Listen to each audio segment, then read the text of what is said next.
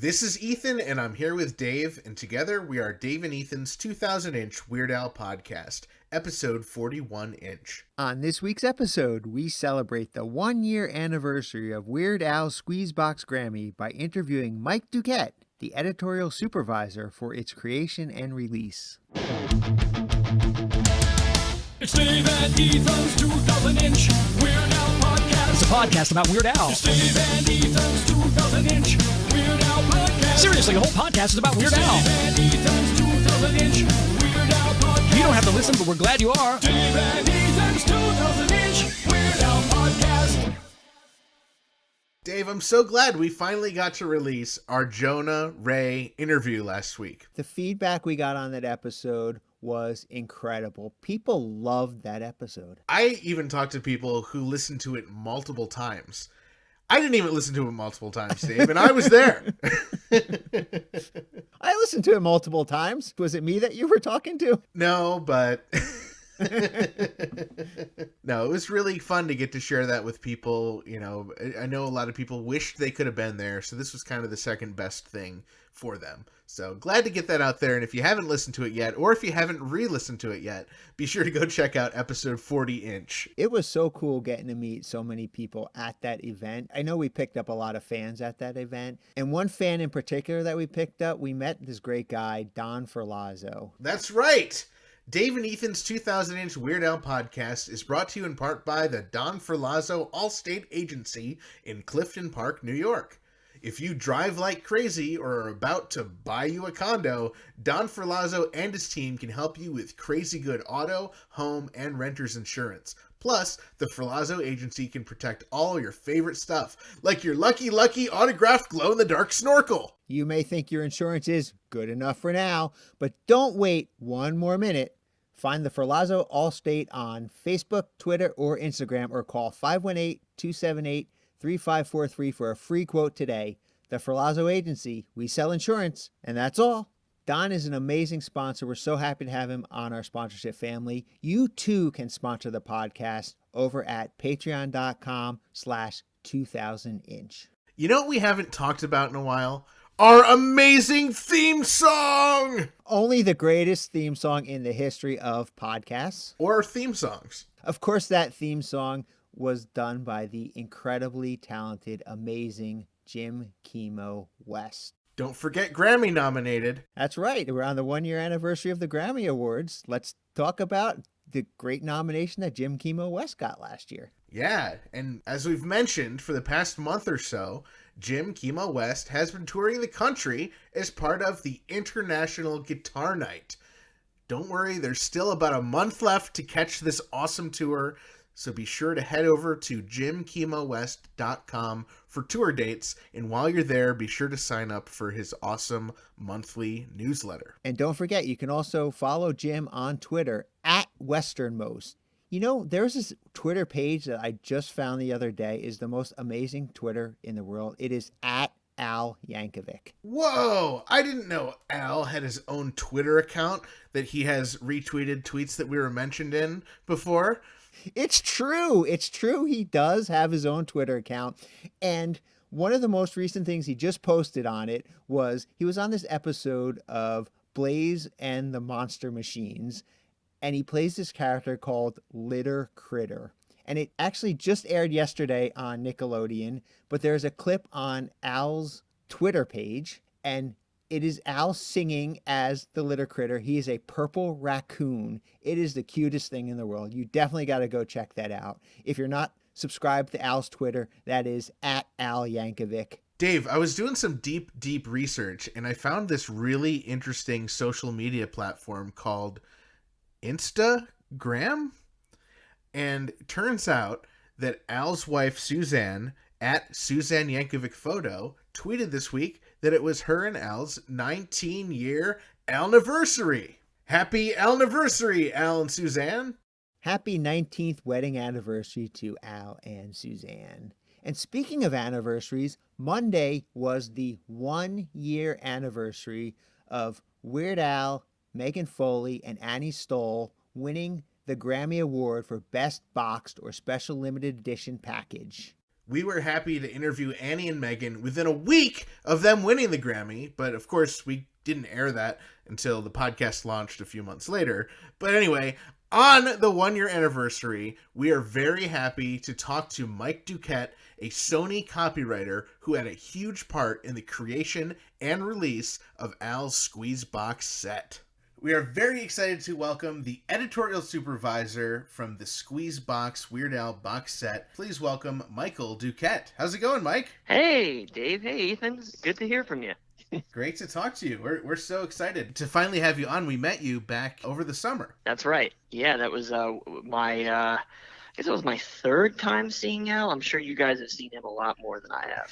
A couple more times. A couple more times that week, but yeah, we've seen him a few times. That's awesome. So, did you grow up in the New York area? I did. I'm from a town called South Plainfield, New Jersey. Yeah, Jersey. Yeah, we exist. And I've lived there for most of my life, and then not long after I started working for Sony full time, I moved to here in lovely Astoria, Queens. Oh, wonderful. Oh, so you're like right outside Forest Hill Stadium. So you just walk there. It was very easy to get to the show, which I love. That's awesome. Yeah, that day was insane. It was what, like 95 degrees? I think it might have been hotter. Yeah. It may have gotten into the triple digits. I remember thinking, wow. How is Al going to do this with these costumes? But he pulled it off. Especially seeing Al 18 times in the last tour, he performed in 100-degree weather exactly the same as he performed, in a air-conditioned theater. He is just that amazing of a performer that he, you can't tell that he's uncomfortable or sweating or melting. He is, the phrase "consummate performer" is kind of a cliche, but I think for him, it applies. Yeah, definitely. And we're obviously very interested in the Squeeze Box. Dave and I each have more than one. I don't know if Dave wants to say how many he has, but I have one of each. Dave, do you want to say how many you have? Well, I have 2 of each, but I also have that test pressing set. Oh, so you're one of the 27. I'm one of 27, yeah. Okay. Michael, are you one of the other 27? I am not. I've got 2, one at home and one at my desk. Okay. I love to show it off to folks who are in the office. I remember not long after it came out, this is a rare name drop for me. We had Joan Jett in the office. Oh. And cool. Someone brought her over and introduced her to me, and I showed her the box, and she's like, "Oh, this is really cool." And in my head, I'm like, "One of your songs is on there," sort of. And it took everything not to just say that, right? Like a Homer Simpson type. Wow, that is so cool. Yeah, it's been pretty great. I would love to have one at my desk. I think that would be so cool. What a flex on my other coworkers. Yeah, it really is. It's like you think some people show off like photos of their kids, and I've got photos of my lovely girlfriend and other people, but but I also have big plastic 3D printed accordion as well. So tell us, what was your role on Squeezebox, and what does it mean to be the editorial supervisor? So essentially, my day-to-day at Legacy, which I've been working at for about close to, I think about 7.5 years now, close to that. My day-to-day is with a lot of editorial, and that is, my background is I'm a writer. It's my trade. A lot of the sort of the public-facing words from the label come from largely from me, be that social media copy, not a whole lot of press and publicity, but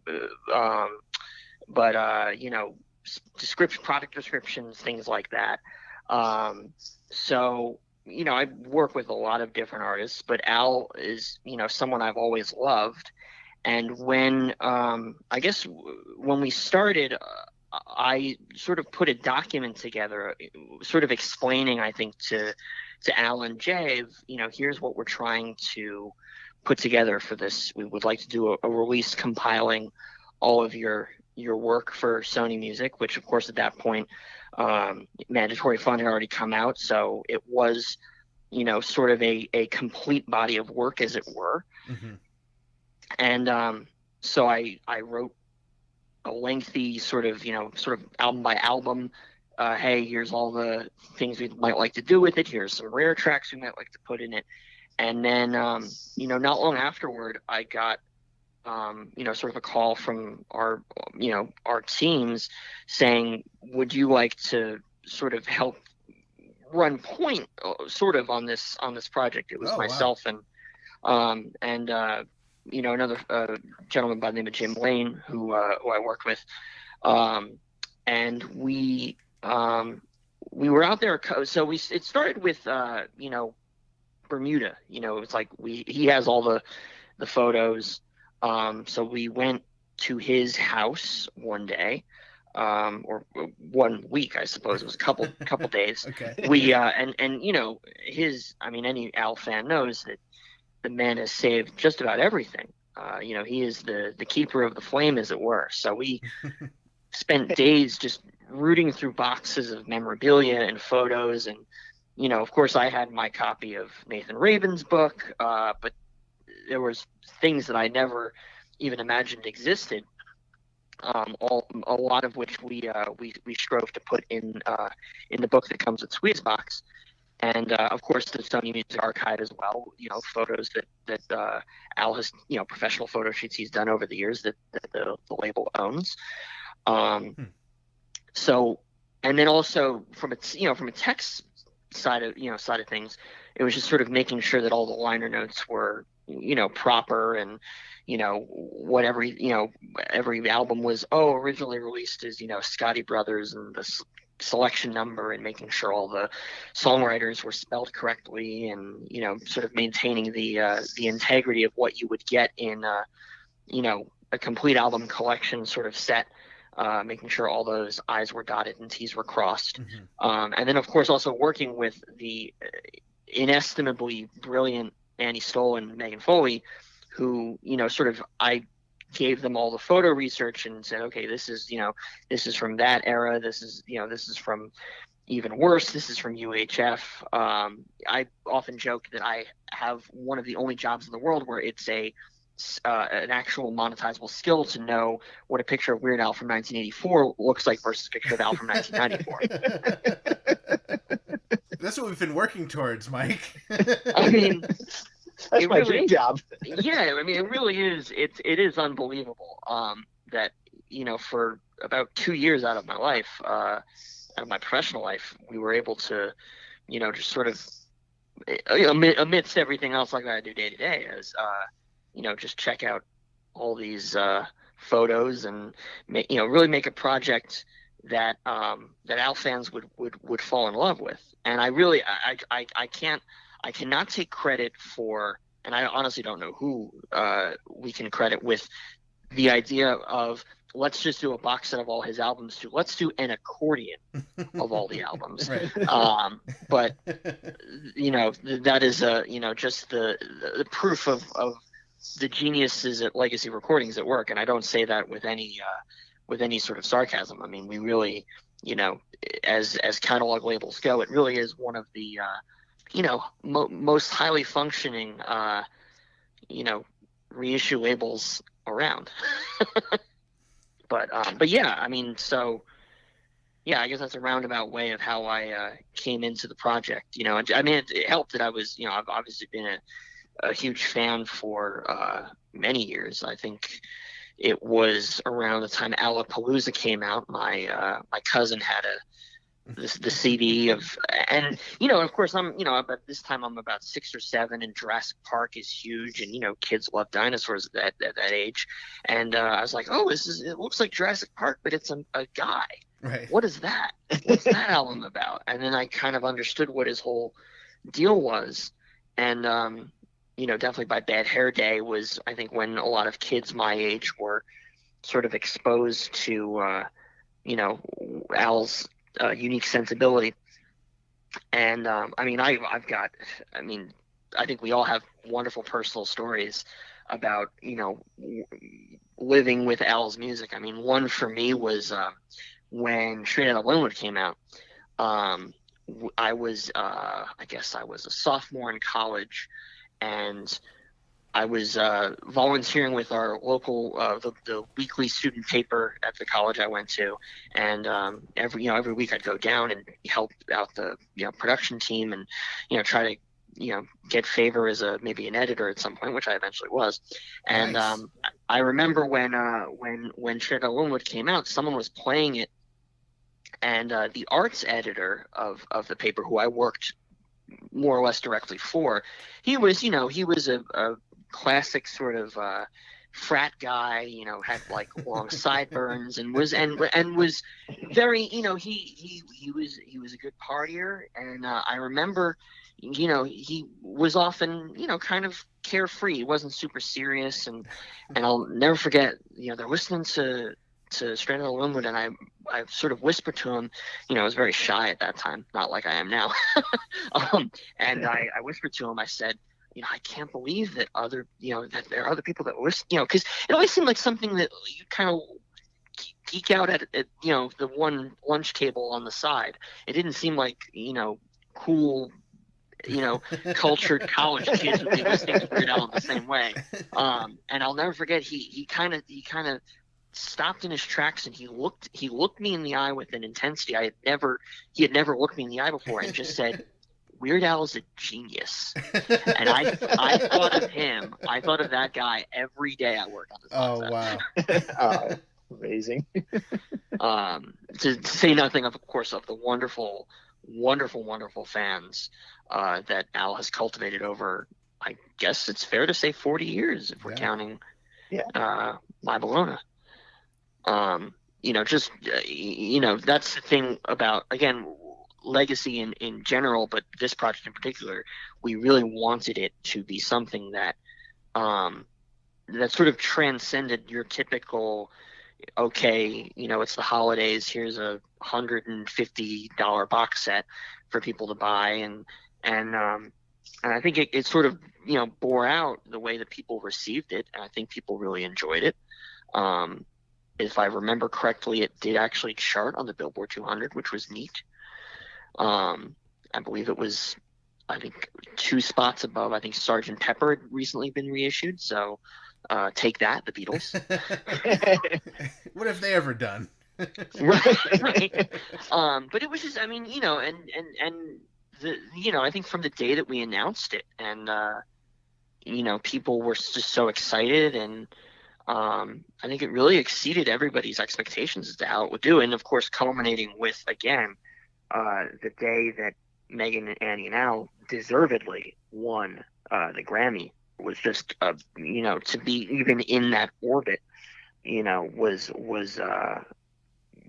sort of a culmination of I guess everything, not only the work that we've done on that project, but in a roundabout way for me, sort of my journey through working with music and getting to work on something as special as that. Yeah, that's just incredible. There's so many things that you said that I want to ask more about, but the thing that really, I guess for lack of a better word, triggered me is you said that you put together a list of what could be on the rarities demos thing. I would love to know what made it in, what didn't make it in, what were you hoping for, that kind of thing. I think everything that we expected would get, that I think fans expected would get in, would I think get in. Of course, Al had the final say over everything that would end up on the set. So yeah, I can't think of anything that we would have been like, gosh, it would have been nice to include. For me, having something like, a proper, non-bootleg sounding version of Pac-Man was very cool. Yeah. And the Ramones cover before that came out on the Dr. Demento album was pretty neat. Mm-hmm. Beat it by, I think, a couple months or a couple weeks or something like that.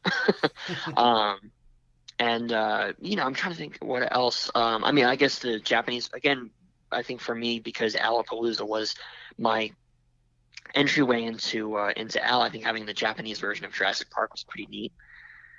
Gosh, I think everything that is, there's nothing I can think of though, and gosh, would have been nice to have that. And it's funny because I think oftentimes, I think in this business, when fans of a certain artist say, "Oh gosh, why didn't they include that?" There's for whatever the reason is, there usually is always a reason. But I think in this case, it was definitely, I think everything that was meant to be included was included. I guess I remember. I guess the one thing I remember thinking about was, I guess more of the Placebo EP. I think. Mm-hmm. But ultimately, I think getting, again, like the demo of Yoda and Pac-Man and things was a real treat. Especially the demo of Yoda for me. That was there was a kind of an interesting, weird crossover in my own personal life. My favorite movie is E.T. the Extraterrestrial. Mm-hmm. And around the time that Squeezebox came out, it was the anniversary of E.T. And I happened to know some people who were working on some anniversary events, and by chance I happened to meet a man named Robert McNaughton, who played the older brother in the film. He lives here in New York, and we hit it off. And he had recently told a story in the press, sort of promoting the anniversary. I think a Blu-ray was coming out, that he remembered the day that he and Henry Thomas, who played Elliot, the day they shot the scene where he first sees E.T. for the first time, that he had this idea, or Henry had this idea, was, why don't you, when you're repeating back, you have absolute power, why don't you do it in a Yoda voice? And the reason that they did it in a Yoda voice was because they were listening, I guess the day before, to Dr. Demento, who had played what, if you do the math, because E.T. came out, E.T. was filmed in 81, came out in 82, so Dare to Be Stupid hadn't come out yet, so he heard the demo version that Al submitted to Demento, and there it was on this on this medium rarities disc. So, again, one of my favorite musicians and my all-time favorite movie, kind of weirdly colliding at the same time, was a little surreal. And I'm, getting to tell Robert that story. And in fact, Robert has a wonderful Instagram where he,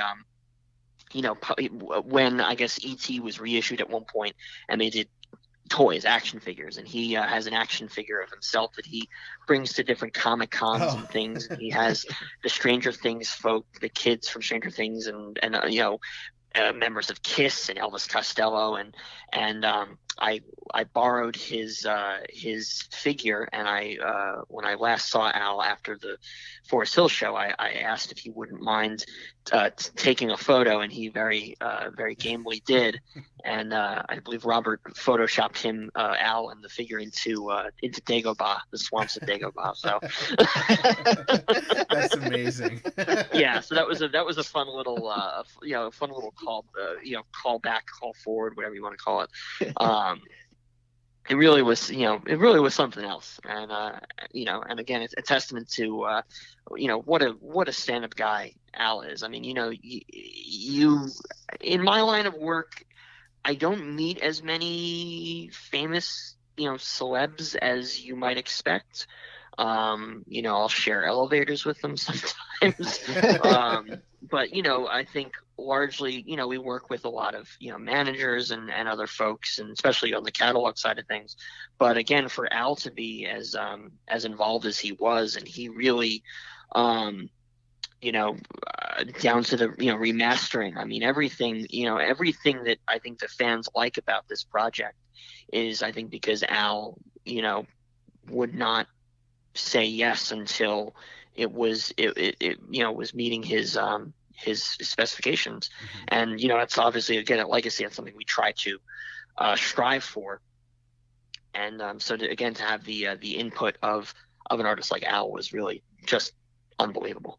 And one thing that struck me with what you said is that you got to look through Bermuda's collection. Now, Ethan and I are big Weird Al collectors, and I would love a chance to look through Bermuda's collection. So I would like to know, you have put a ton of great stuff in the book from Bermuda's collection, but what were some of the items that you just saw in Bermuda's collection that you just blew your mind, or you're like, oh, this has to go in the book?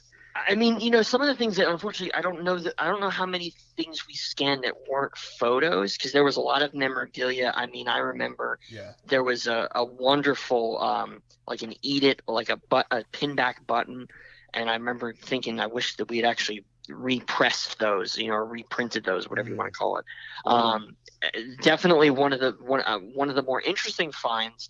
And it didn't, even as big a fan as I'm, it didn't immediately ring a bell. We opened up a box at one point, and there were several plastic scorpions. And I'm thinking to myself, why are there scorpions in this box?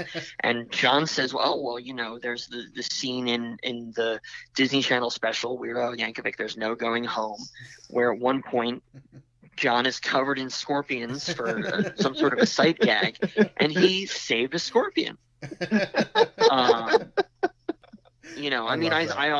I hope that someday, as much as there was, we did of this in this set, I hope that, I would love to see John do a book of his own someday. I mean, he's obviously got so many stories as the one of the people who was, there at the beginning.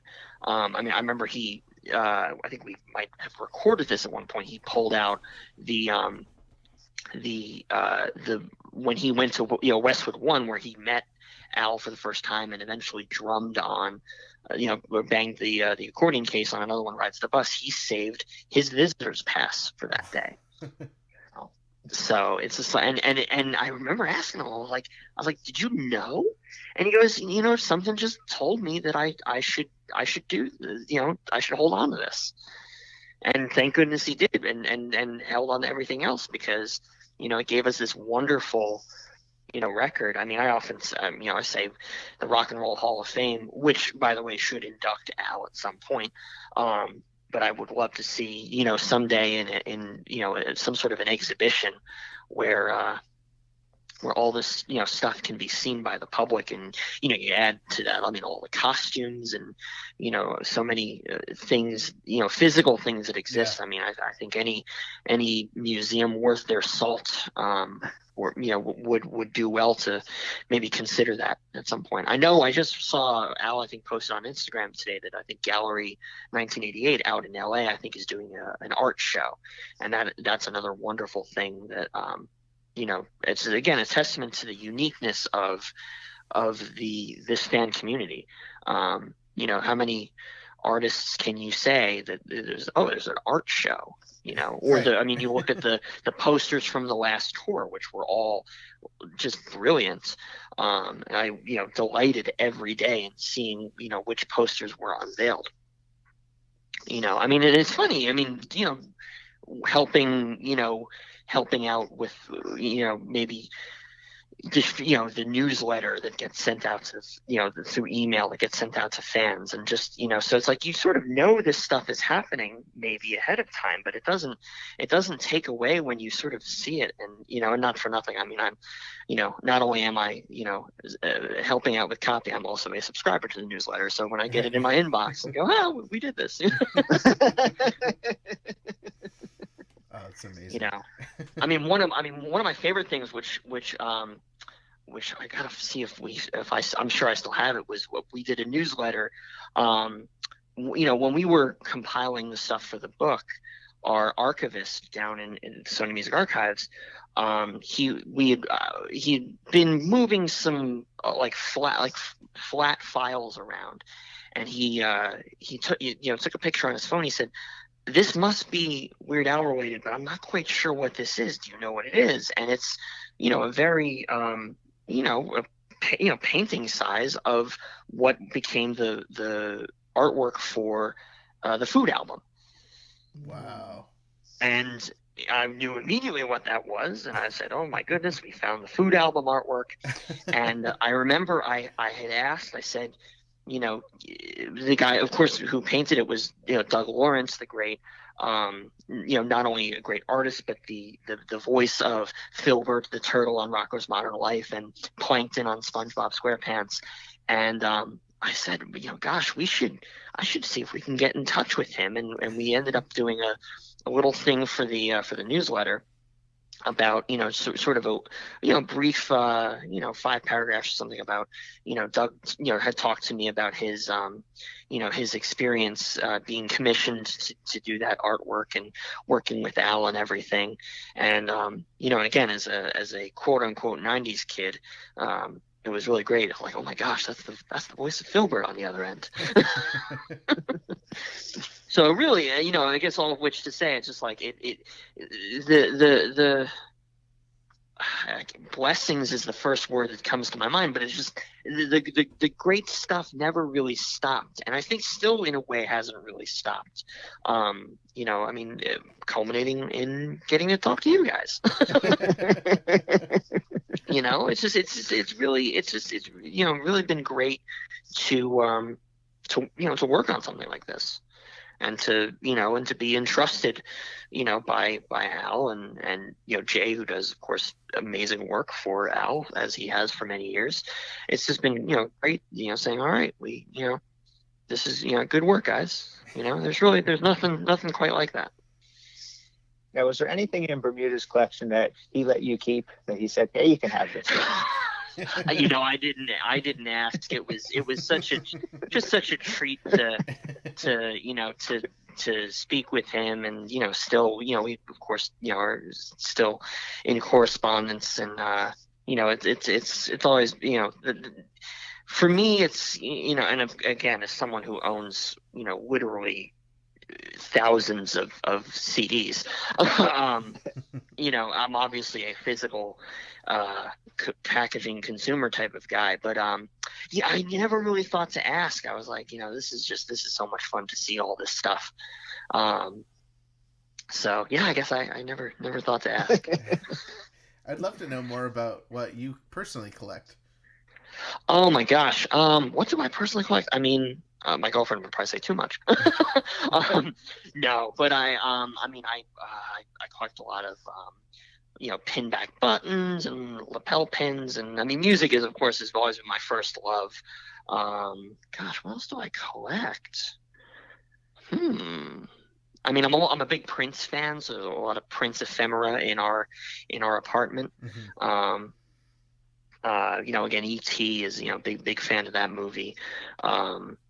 And I have a couple nice pieces of artwork hanging around. That's usually, I think that's how I try to manifest it now, is, the older I get, it's like, there's a lot of plastic in here that's just kind of sitting. On the Pledge Music website, there were these little, you had mentioned that Bermuda had recorded one of them. I forget what they called them, but they were the little updates that they gave out every once in a while. Were you involved with those as well? Yeah, well, I was. Yeah, I believe I was. Like, there were videos, right? Yeah. Yes, I believe. Yeah, we filmed. I guess when the second time we were out with Bermuda, which was lovely, and we did a little bit of some fact videos and things. I mean, again, one of my big primary day-to-day things is making sure that is this release date accurate? Is this chart fact accurate? So it was a lot of fun to sort of do that. And I think one of the you try not to have an ego about it, but I think one of the more humorous things in process of those little pieces of content was, for all the people who were much more learned and had been at Sony for much longer than I had been, it was a real treat. They said, all right, Mike, what do you think? And once I said, yeah, they're like, all right, well then it's good to go. That people were able to, that people, trusted, I guess, my judgment was kind of neat. That's really cool. Because I think because in some level, I'm always gonna feel like, I guess, the mid-20s guy who started working at Sony and sort of like gasping at everything he started seeing, even though I am now a much older and wiser 32 years old. going on 32 and a half. But no, but I mean, it's just it's so, you know, I think that's, I think, true of any job. But you know, the you know, when you're in a position to say, yes, I do know the answer to that question, or, you know, I mean, I think to this day, if there's anything sort of owl related, day to day at the office, they're like, well, speak to Mike, he knows. Which is really great. Mike, do you think that we'd ever see more re-releases of Al stuff, such as the food album or TV album? I mean, I would love to see those put out on vinyl, for example. That's a good question. Those would be fun. I mean, the one thing I always keep thinking about, and, you know, of course, it's really, you know, whatever. I mean, Al is obviously the driver with all these things. But the one thing I always go back to is the videos. You know, obviously all the videos, you know, were beautifully shot, and I think maybe having some of them, you know, converted to HD would be a lot of fun. Yeah, that would be at some amazing. point. You know, I mean, even I think one thing that we found in the last 6 months or a year or so with different artists is that you maybe go to an artist's YouTube channel, like Bruce Springsteen is a good example. If you go to Bruce Springsteen's YouTube channel, you start seeing the, you know, concerts that have been released on DVD. You know, obviously the physical market is a little bit different than it was maybe 10 years ago. Right. And so you start seeing these, you know, these long form videos being sort of released as you know, consumable YouTube, I guess playlists would be the right term for it. And I mean, you know, there's the live, I think the video that was either on the Running with Scissors tour. You know, there could be more stuff, you know, existing for all I know, which, you know, There's No Going Home, you know, all those sorts of, you know, little, those different, you know, live sets, because of course, you know, obviously you guys know as well as anybody that nothing really beats the experience of actually seeing him on tour. But I think seeing, you know, how the shows have evolved over the years, and, you know, that we're lucky to have some of them on video, it would be nice, you know, at some point, to you know, to maybe explore some more of that. I mean, I've always thought, you know, and again, it's, you know, the marketplace is obviously different, but I've often wondered, you know, what would a video component to Squeezebox look like? That would be so cool. Just an idle thought. Yeah. But, you know, who knows? You know, there are a lot of infinite possibilities. Well, if that does happen, you know, you can sell at least 7 of them to the 2 of us. And you can put me down for a test pressing. Yeah. Excellent. Maybe I'll go in on that this time.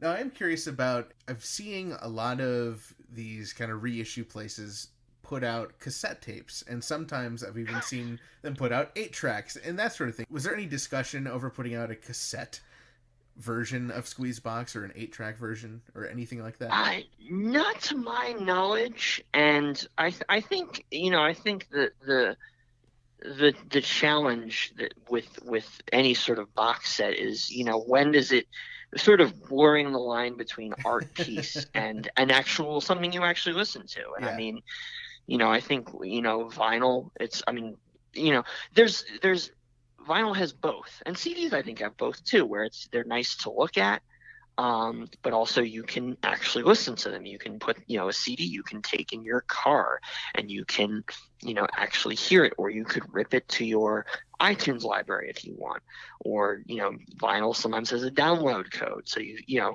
even if you don't have a record player handy, you know, your purchasing of, you know, an album for $20 or $25 is, you know, validated by having the download redemption, so you can listen to it.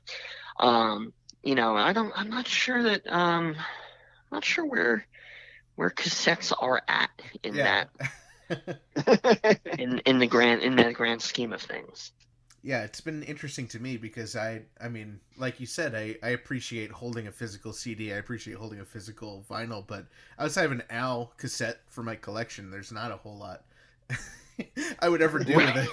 Cassette tape. Right. I mean, I'm sure I still have my Alapalooza cassette tape at somewhere in my parents' basement. I'm sure, but it's certainly not getting as much attention as my CD of Alapalooza or my digital files. Right. Now, when it comes to CD or vinyl, do you have a preference, or both, or what is your thought on that? I am. So for a couple reasons, I feel like I'm in the minority, and I think that the numbers kind of bear this out in the industry. But I am a CD guy. Wow. I truly am. I think I mean, I do love the packaging of vinyl. It's hard to deny that, and I'm not a person who is begrudging about having to stand up and flip an album over or anything like that. But I guess I think I live in the city. I'm a commuter, going into the subway and things. It's like, gosh, I would really love to hear, how are you listening to music most often? And I guess for me, it's having it on my still kicking iPod. And for me, that's a matter of ripping, thousands and thousands of CDs and making sure that they're, that they're on a well maintained hard drive.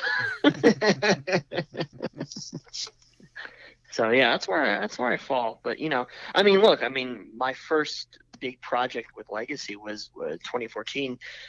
It was the 30th anniversary of Ghostbusters, another movie I love, and I said, wow, wouldn't it be cool if we did maybe for Record Store Day, if we did a Ghostbusters thing? And we had this, we started brainstorming this idea, and we decided on doing a sort of a slime green colored vinyl, and it glowed in the dark.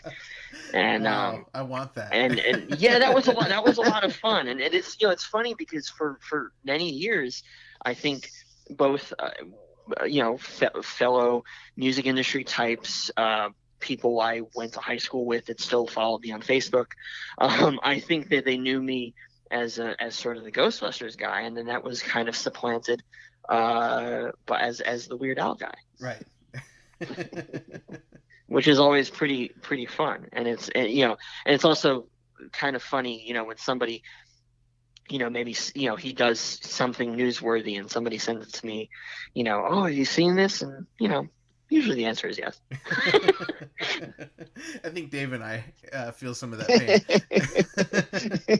Right. I was talking about E.T., and I think over the weekend, Thanksgiving weekend, they just had this big commercial for a cable company, and E.T. was in it. And, I think I got 5 texts at once. Which look, it's always nice to know that people are thinking of you. I mean, of course. It would be, imagine if, you saw something bad on TV and was like, oh, thought of you. It's like, oh, a friendly alien from the 80s. That makes me think of Mike. Like, oh, we just saw this news guy really beef it on live television. That makes me think of Mike. If you get 5 texts with a beefing news guy, you're right. Well, and I mean, the morbid thing I said to a friend who had texted me, I said, the last time I got this many texts was when Prince passed away, and that was a very sad day. So it's much happier thinking about people associating me with a cute commercial they saw on television. Well, I wish I knew, because I would have texted you as well. Oh, well, thank you. We'll start forwarding you all the Weird Al texts that we get as well. Oh my goodness, that would be like a good Tumblr or something, like. Yeah. Weird Al texts. I think we may be onto something. I think we are. Now, Mike, I wanted to ask you about the second disc. This is a site that you put together. Are you still involved in that? Can you tell our listeners about that? My name exists on the mantelpiece as the founder. All sort of day-to-day operations go to are the purview of my wonderful colleague and editor, Joe Marchese, who is a tremendous writer researcher in his own right. Under his aegis, the site has become a label as well, which is very cool. Working with the company Real Gone Music, Second Disc Records has done some really great archival work, from Johnny Mathis to Melissa Manchester, Bobby Darin, the Supremes, all sorts of just really fascinating stuff. But I can lay claim to having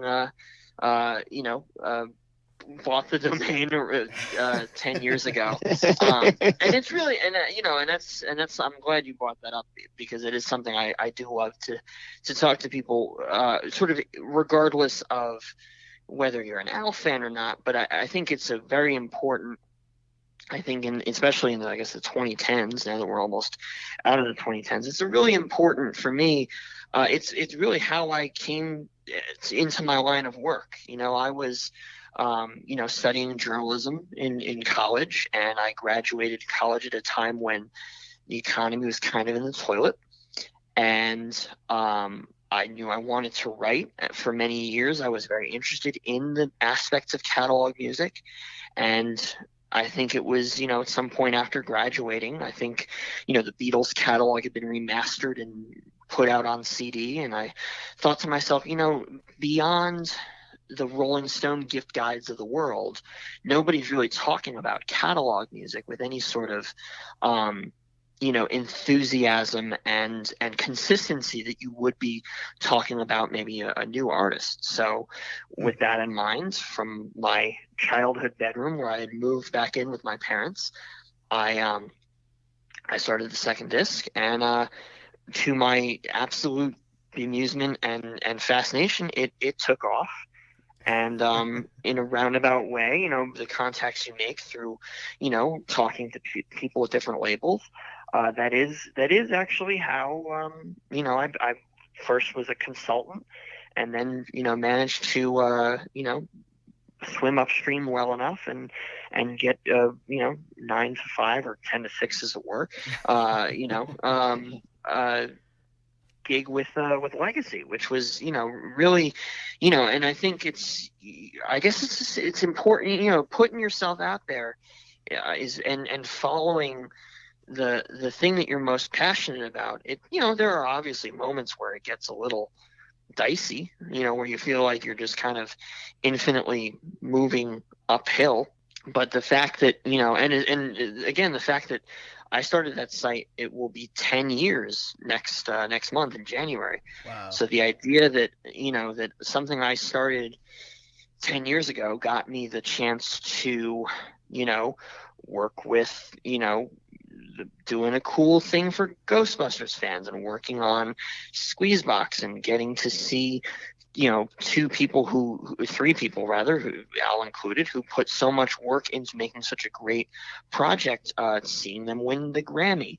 And, I've been able to, I've interacted with fans at Paisley Park, where Prince lived and recorded, so because Legacy has recently started doing some work with the Prince estate in the last year or year and a half. And again, all because I had this idea of like, hey, somebody should be doing this. And so I think for the listeners out there, if there is any one thing that you don't see being done, and in whatever, whether it's music or writing or anything, pursue that. You be the person who is doing that. I mean, I look at you guys. I mean, there was no Weird Al podcast before you guys came around. I hope I'm not, opening up some awful turf war with an otherwise unknown Weird Al podcast. Sorry to the trying to think of a good fake Weird Al podcast title for you guys to have a rivalry with. Amish pod dice. No, it's not good. I tried. They didn't hire me for comedy. Amish pod dice. I like that. So now you guys have a turf war. This has been really great, Mike. I mean, what an amazing thing you got to do, and what an amazing product that you helped create for us and all the Weird Al fans. Well, and and thank you guys. It is not a cliche to say that well, for any of the artists, whether that's Elvis or Johnny Cash or Hall and Oates or Whitney Houston or Weird Al, that's we are nothing without the people who are listening and who are really so supporting these artists. And I think that's that's a thing you can say about Squeezebox in particular, is that it's Al's commitment to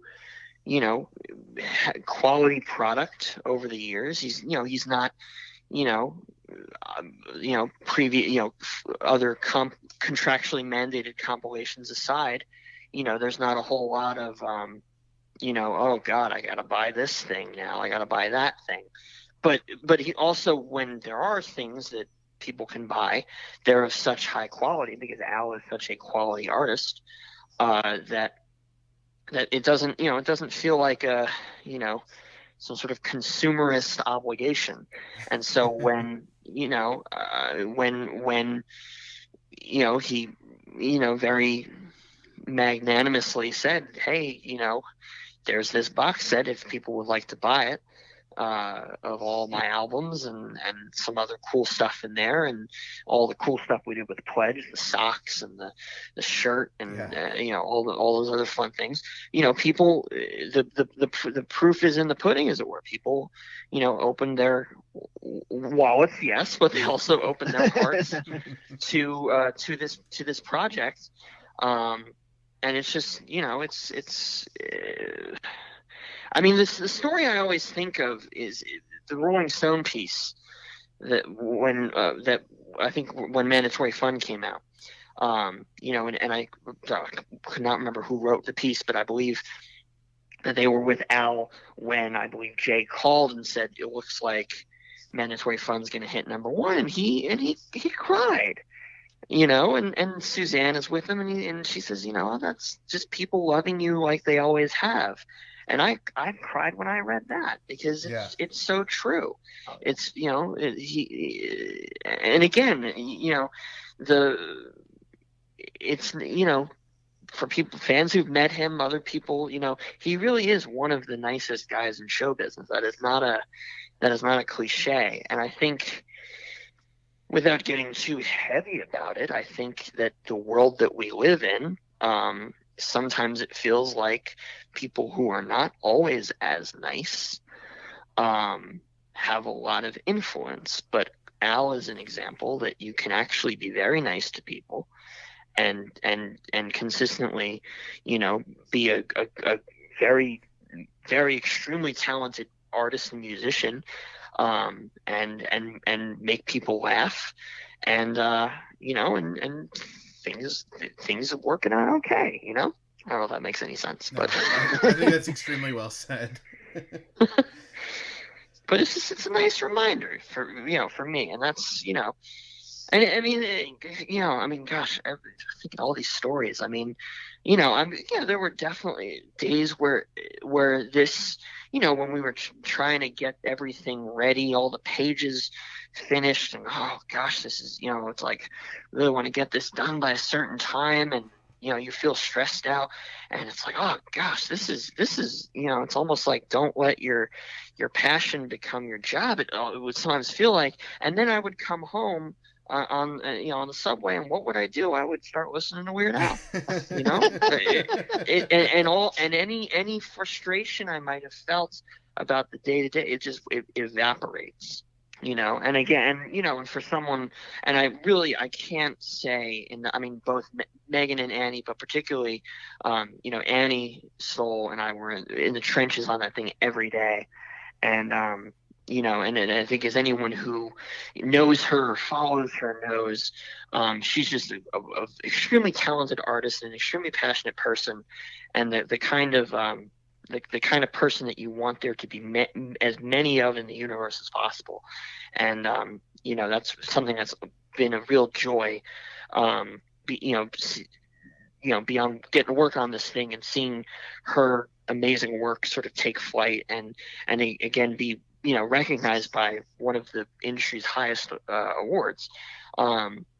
It's just been really cool, and seeing her continue to be a extremely positive force in music and art is a real joy. And so getting to call our coworkers pretty cool, but getting to call her my friend is really cool as well.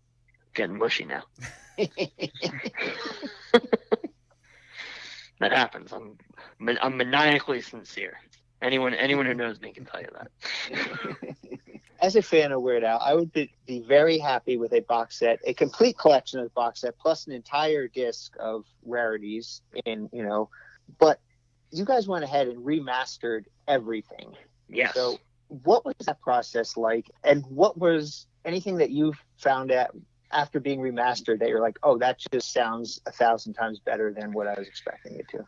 Well, I tell you, we have a wonderful A&R team that sort of members of the A&R team that oversaw the remastering process, and I dare not speak for them on a technical level, but I will again reiterate, I think, what I said earlier, that to know that Al himself was very involved in this process, and that every test pressing that we did, and you only have to hear a small piece of his discography to know that this, the man has ears. The way that he assembles his songs, I've often said, from an academic level, that would be, to start with, to start self-producing with a record like Off the Deep End, and start literally the first song being Smells Like Nirvana, a song that was, had such studio polish to it, and was heralding a completely new sort of sound in Smells Like Teen Spirit. And then for Al to work with himself and the band and his engineers, and to make it sound almost indecipherable, or almost indistinguishable rather, from Smells Like Teen Spirit, is just a testament to this guy's talent. I remember, talking to Bermuda and saying, like a song like Why Does This Always Happen to Me? The Ben Folds pastiche from, was that Poodle Hat, I believe? Yes. I'm a huge Ben Folds fan, and a huge Ben Folds 5 fan. And I remember talking to Bermuda, I said, man, how did you guys got your drums to sound the same way that Darren Jesse's drums sounded like on Whatever and Ever Amen. Like, this isn't just, oh, what if this melody was similar to a Ben Folds song, or it had some harmonies like Ben Folds has harmonies. Like, that's just not enough, or even as recent as Mandatory Fun. One thing I'll never forget, maybe I can't tell you what time it was I was listening to the record, but it had been out for a little bit, and was listening, and all of a sudden I realized that on Word Crimes, the Marvin Gaye style glass bottle percussion of Blurred Lines, that if you go maybe like every third measure, if you listen very closely, and I'm sure with the new remasters, hint hint, you can tell even better, that you can hear the sound of one of those glass bottles cracking and breaking as though somebody hit it too hard. That is genius. Like, I again, I hearken back to my college colleague who looked me dead in the eye and said, Weird Al's a genius. Well, if that doesn't prove it, I don't know what does. That it's not just enough to have a funny song. And here he is, making these mini epics basically, and sort of, and again, I know what Dave, I know what you did with the Walk of Fame. So mobilize the troops, because I got to figure out who these voters are at the Rock and Roll Hall of Fame, but he needs to get in, because the impact and the how he's reflected popular music and chronicled popular music over the last 35, 40 years is really amazing. Like, that's the roadmap. If you're I think better than any sort of I love the 80s retrospective. And you want to really understand what people were listening to at the time. Well, you go and listen to the Weird Al records of the respective times, and you check them out. And then you want to know how people sort of interpret comedy. I mean, you look at the Lonely Island, you look at people like Seth Meyers or Jimmy Fallon, like how comedy is sort of interpreted. I don't think it's an exaggeration to say that Al is kind of a trailblazer in that respect. And also, not for nothing, but if you think of sort of from a political aspect, if you think of how the Rock and Roll Hall of Fame usually, well, it's like we got to have a really cool telecast. Well, you're going to get that with Al, because you got a band that has been together since the 80s. That there's no infighting. It's not like you got to get Steve or Jim to agree to be to reunite, or they're all a phone call away, and that 15, 20, 25 minutes that you're going to get on the telecast is going to be hysterical. And knowing Al, it would probably be even funnier than it would be on any tour, with the cost. He would take it to 11, as it were. Yeah. Yep. So make the right decision, Rock and Roll Hall of Fame. I'm not going to lead you astray on this one. That's my take. The one thing I'm going to say is that a lot of artists look at the Rock and Roll Hall of Fame as adding legitimacy to their careers. Inversely, I would say that adding Al to the Rock and Roll Hall of Fame would add legitimacy to the Rock and Roll Hall of Fame. I think everybody listening to this and many more would probably feel the same way. And look, I mean, I very gleefully, I think I had just been hired full time, and I very enthusiastically attended the Rock and Roll Hall of Fame in 2014, and I loved every minute of it. And it was really, without being silly about it, it really was one of those wacky testament to the power of rock and roll sort of incidents, like seeing the E Street Band and seeing people like Lord and St. Vincent, and covering Nirvana, who had gotten in, and seeing Hall & Oates get in, and Peter Gabriel, and all it was this beautiful moment, and it felt like kind of ascending to rock and roll heaven, as it were. And I know that whatever that feeling for me would probably be tenfold if and hopefully when Al receives that honor. Yeah. And of course, as you guys well know, and more, I'm not to disparage the other people in the hall, but a lot of times it is sort of looking back at all the great things that's an artist has done in their career. But for Al, it would just be one really great moment on the road to whatever the next great thing is. Whatever the next great song, or the next great, whatever voice appearance in a television show or something like that. He is this guy to whom, people are like, yes, This has been a blast, Mike. Thank you so much for joining us. Thank you. My goodness.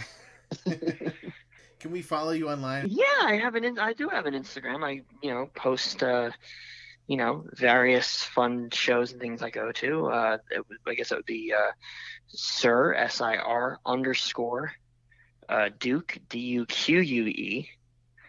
A very playful pun on my surname.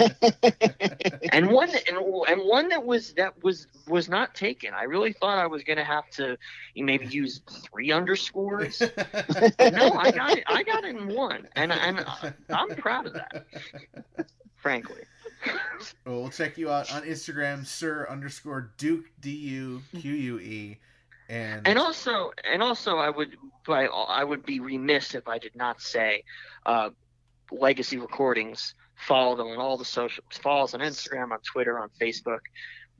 Quality content, letting you know about all sorts of great archival releases, and just some fun memories of, hey, remember when this thing hit #1, or remember this song, or we got Christmas coming up. People will be listening to songs like Last Christmas or All I Want for Christmas Is You, and I know I love those songs still. And if you love those songs too, you'll love Legacy Recordings. How about that? Wonderful. And Mike, we hope that you'll keep us in mind when more squeeze boxes come out, the 8-track keytar or the wax cylinder. Yes, the wax cylinder set. I will that buy video it. collection, that complete video collection. Yes. Looking forward to that too. Let's hope. Let us know. Definitely. Awesome. Thanks again. Thank you. All right, thank you, Mike. A huge thank you to Mike Duquette. It was such a pleasure to talk to such a big Weird Al super fan and hear all of his great stories. Yeah, I loved getting to talk to him. I loved learning how big of a fan of Al he really was. And getting to see a peek behind the scenes of something as amazing as the Squeeze Box was just so cool. So thank you, Mike. That was a lot of fun. Yeah, Mike shared with us a picture that he took with Bermuda on the day that they were going through their archives. We posted that over on our Facebook group, so you definitely want to check that one out. As we've mentioned, we made a limited number of beautiful screen print posters for the UHF event that we did with Jonah Ray back in January. There are just a couple of those left. So first come, first serve, get in touch with me, Dave, or Frank, and we'll be sure to get you one of those before they're gone. We also have sticker packs available, so you can get those by asking us as well. Yeah, please get in touch with us ASAP if you want to purchase either one of those items. And we just launched our brand new Dave and Ethan's 2000-inch Weird Al podcast merchandise shop. Woo! There's so much fun stuff there. You can get a pillow with Ethan and my face on it. And why wouldn't you get a pillow with our faces on it? Why don't you just get a ton of pillows with our faces on them? Why would you even have a mattress when you could just string together a dozen or so of our pillows? We got to figure out how to get a Dave and Ethan's 2000-inch Weird Al podcast mattress up in that shop. That is a great idea. Also, Dave, we have some really cool t-shirts available. You can pick what color you want. You can get our logo, a solid color of our logo, the caricature of Dave and I, the cool design of Dave, Jonah, and myself. There's some really cool options on there, and you can have fun changing up the colors. We can't wait to see what people come up with. Head on over to shop.2000inch.com to see our selection, and I can't wait to see what else we're planning on adding to that shop. Speaking of that, we are working on adding fresh, delicious, vegan Mexican food options to the shop. This week's episode brought to you in part by vegan Mexican restaurant Burrito in Troy, New York, home of the 2-pound double wrapped in a quesadilla burrito. Come on down to Burrito and Burrito your burrito. Find them at burritosquare.com and at burritosquared on Instagram. And remember, not every burrito is a burrito, but every burrito can be burritoed. I cannot wait until I can place an order for a fresh, delicious burrito from shop.2000inch.com. It'll happen one day, I'm sure. Do you think we'll also have the ability to add vegan Twinkie Wiener sandwiches to the shop? That would be a stretch goal for sure. A huge thank you to everyone who has placed an order so far at shop.2000inch.com, and a huge thank you to every one of our listeners, every one of our subscribers, and everyone who follows us on Facebook, Twitter, and Instagram at 2000inch.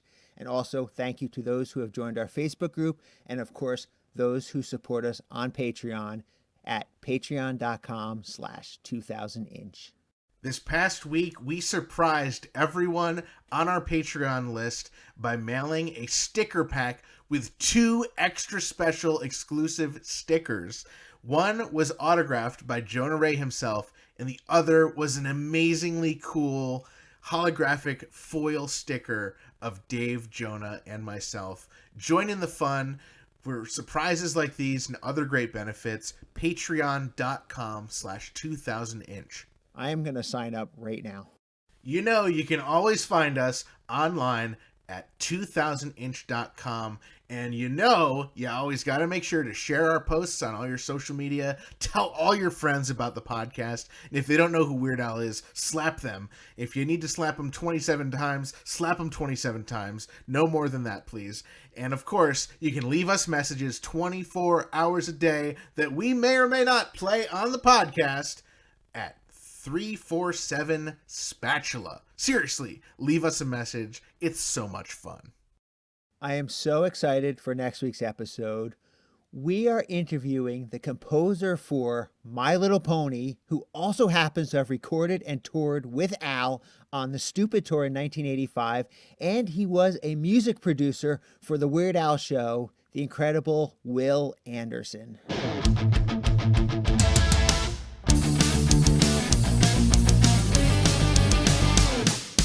That was Dave and Ethan's 2000-inch Weird Al podcast, episode 41-inch.